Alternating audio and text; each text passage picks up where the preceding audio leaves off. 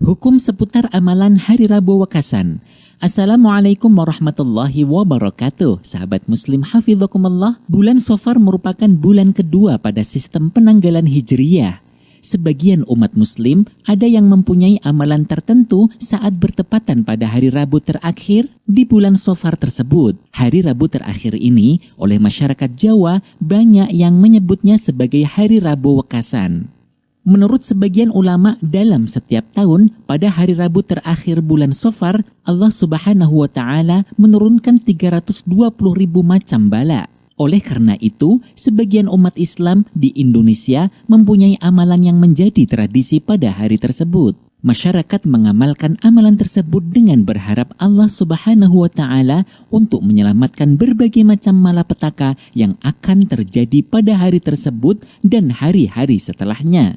Ritual-ritual tersebut diantaranya adalah berdoa dengan doa tertentu, bersedekah, menjalankan sholat sunnah, memberikan makan, hingga minum air doa. Sahabat muslim, ada dua hal yang perlu kita kaji dalam masalah Rabu Wekasan ini, yaitu 1.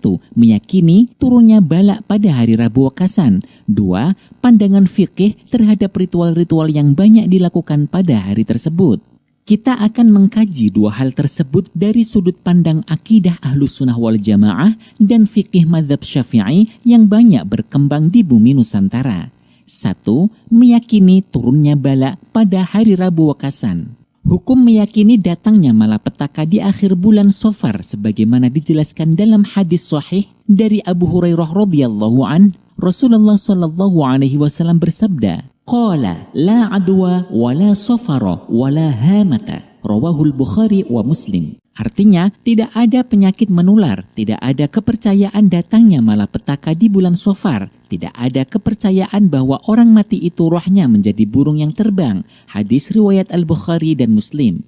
Menurut Al-Hafidh Ibnu Rajab Al-Hambali, hadis ini merupakan respon Nabi Shallallahu Alaihi Wasallam terhadap tradisi yang berkembang di masa jahiliyah. Ibnu Rajab menulis, maksud hadis di atas, orang-orang jahiliyah meyakini datangnya sial pada bulan Safar. Maka Nabi SAW membatalkan hal tersebut. Pendapat ini disampaikan oleh Abu Dawud dari Muhammad bin Rashid Al-Makhuli dari orang yang mendengarnya. Sebagian orang yang meyakini datangnya sial pada bulan Safar dan terkadang melarang bepergian pada bulan tersebut, tentu pandangan ini kurang tepat.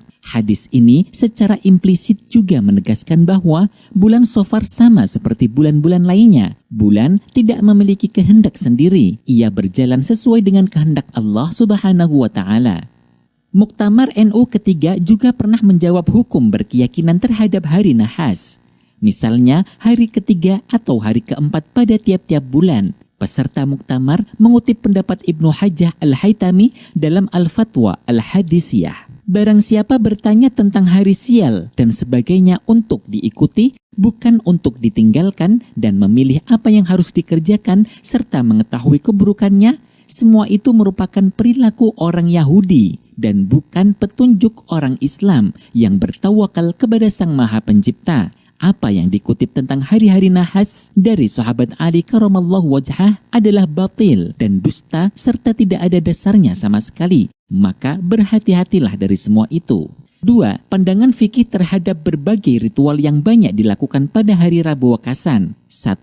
Sholat sunnah Rabu Wekasan. Hukum sholat sunnah Rabu Wekasan ini perlu dilihat niat pengamalnya. Apabila niatnya adalah sholat Rabu Wekasan secara khusus, maka hukumnya tidak diperbolehkan karena sholat merupakan salah satu amal ibadah yang bersifat tauqifi, yaitu sebuah ibadah yang sudah ditentukan dan diajarkan oleh Rasulullah Shallallahu Alaihi Wasallam baik berkaitan dengan tata cara maupun waktunya. Sedangkan Rasulullah Shallallahu Alaihi Wasallam sendiri tidak pernah mengajarkan dan mengamalkan sholat tersebut. Tapi jika niatnya adalah sholat sunnah mutlak atau sholat hajat, maka hukumnya diperbolehkan.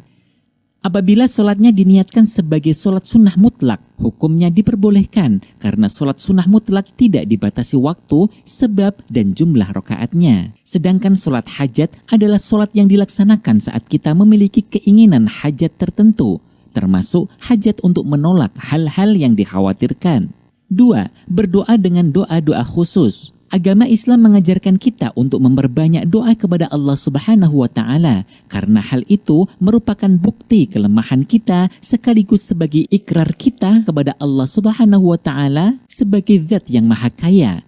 Anjuran berdoa kepada Allah Subhanahu wa Ta'ala ini berlaku dalam kondisi apapun, baik suka maupun duka. Berdoa untuk menghindarkan diri dari malapetaka termasuk sesuatu yang dianjurkan tanpa waktu khusus, dengan tidak mengkhususkan pada hari Rabu terakhir pada bulan Shafar, namun harus kita lakukan setiap saat. 3. Meminum air doa. Meminum air yang sudah didoakan bukan hanya ritual yang dilakukan pada hari Rabu Wakasan. Kegiatan ini juga biasa dilakukan oleh sebagian umat Islam di waktu-waktu yang lain, khususnya sebagai media pengobatan alternatif. Hukum meminum air ini adalah sunnah karena diajarkan oleh Rasulullah SAW kepada para sahabat-sahabatnya, sebagaimana yang diceritakan oleh Sayyidatina Aisyah radhiyallahu anha bahwa Rasulullah SAW menemui Thabit bin Qais ketika ia sedang sakit. Kemudian beliau berdoa, "Akshifil ba'sa Rabban nasi an Thabit bin Qais bin Syammas."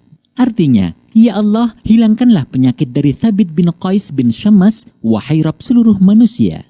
Kemudian beliau mengambil debu tanah dari baton dan memasukkannya ke dalam gelas. Kemudian beliau menyemburkan air ke dalamnya lalu menuangkan kepadanya. 4. Sedekah, silaturahim, dan berbuat baik kepada sesama.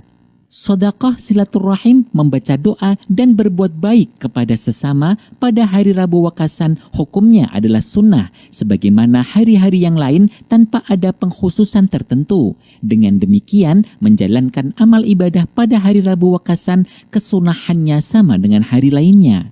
Sahabat, demikian penjelasan dari kami, semoga bermanfaat. Wallahul muwaffiq ila aqwamit thoriq. Wassalamualaikum warahmatullahi wabarakatuh.